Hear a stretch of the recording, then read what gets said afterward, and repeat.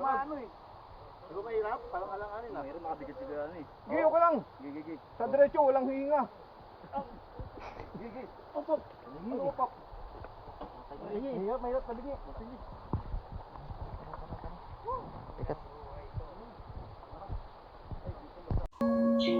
For today's video mga kapikat, ayan kung nakikita nyo naman, ikukwento ko po sa inyo yung buong kwento na nangyari dito sa tinatawag nilang Justin Berber o mas kilala sa tinatawag na The Little Palawan.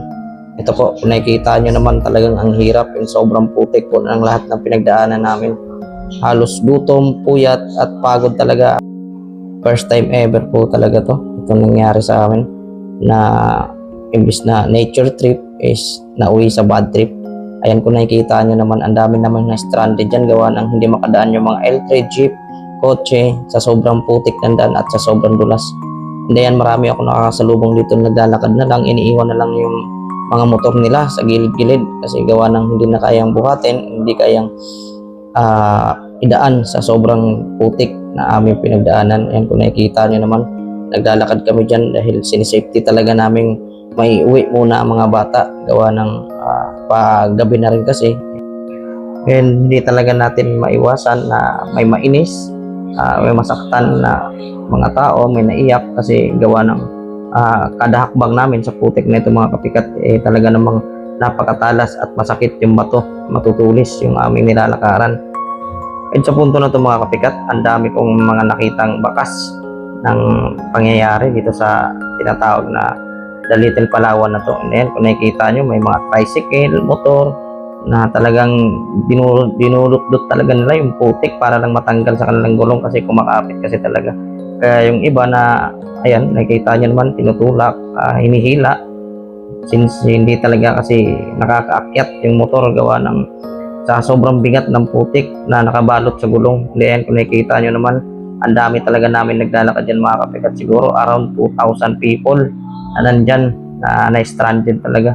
And paggabi na sa time na ito mga kapikat, kaya after namin naihatid yung mga bata, agad kami bumalik para i-survey kung kamusta yung aming mga motor. And may nakasalubong pa nga ako mga kapikat na andyan pa rin na nag-i-stay, mas pinili nilang bantayan yung kanilang mga gamit kaysa naman, di ba, alam mo naman, hindi natin masabi yung panahon, motor yan, syempre mahalagang bagay yan, mga naiwan dito sa baba, yan, nakita nyo kung paano sila nag-araro, nagtulong-tulong na maibuhat yung isang motor ng ating mga kababayan din, na hirap talaga sa pag-angat dito sa bundok.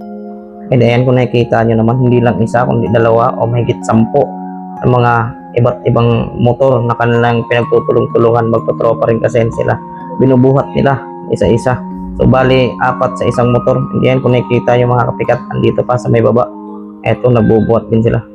Ayan, panoorin nyo. Giyo ka lang.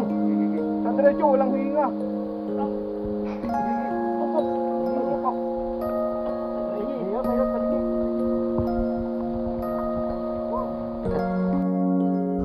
And yun, kung nakita nyo naman, sobrang hirap talaga ng aming dinaranas sa gabi na to. Halos 24 hours po talaga kami na andito, and nakita nyo, kahit ako na nagbibideo na rin mga kapikat is nagpaiwan talaga dito sa baba. Gawa ng mas pinili ko talagang bantayan yung aming mga motor kaysa naman mawala. Diba, mahirap na kasi. And ayan kung nakikita nyo naman, gabi na to mga kapikat, and naghahanap na ako ng makakain namin. Ayan, namalimos na nga kami ni Bossing kung saan-saan kami naghanap ng aming makakain. Ayan, may mabuting kababayan natin na nagbigay ng ating relief goods kahit paano nakakain man lang. Nakasurvive tayo sa isang gabi na in-stay natin dito sa lugar na to. Yan, hinalo-halo lang namin, and nakiluto na rin kami. Pakapalan talaga ng mukha.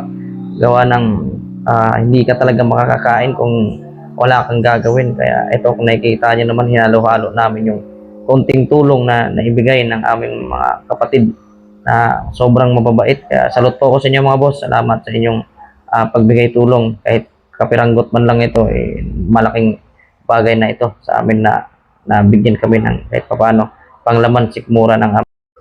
And ayan, kung nakikita nyo naman mga kapikat, pinaghati-hatian namin ang aming blessings na natanggap. 3 rin kasi kami, kaya 3 hati yung ginawa namin. And sa time na ito mga kapikat, wala rin kasi kami talagang perang dala, wallet. Kaya ayun, namalimos na lang talaga kami. And sa time na to mga kapikat, nakiluto na rin, pakapala na talaga ng mukha. And after namin kumain yan mga kapikat, yan, kung nakikita nyo naman, nag-bonfire kami para kahit pa paano, panglaban sa lamig na aming pansuporta sa aming katawan mga kapikat. And kung nakikita nyo naman, hindi lang po kami yung na-stranded dyan, kundi marami rin po kami na nagbo-bonfire dyan sa gilid-gilid. And dito sa time na to, malamok talaga, malamig, kaya tiis talaga ang inabot na. And sa pagising naman sa umaga mga kapikat, ayan kung nakikita nyo, more blessings pa rin talaga kasi pagising mo pa lang, blessings na yun. Kaya ayan kung nakikita nyo, sobrang dami ng pugs. Ayan, ang kapal talaga mga kapikat, kung nakikita nyo, halos din nyo na makita yung bundok na yan kung nasa personal ka talaga. Grabe yung pag na nakapalibot dito, sobrang kapal. And kung nakikita nyo, ayan, hindi lang din naman kami yung mga nagstay dyan, marami rin kami na na-stranded sa lugar na to. And hanggang dito na lang pala ang aking video mga kapikat. Salamat sa panonood nyo at mga sumusuporta sa akin dyan.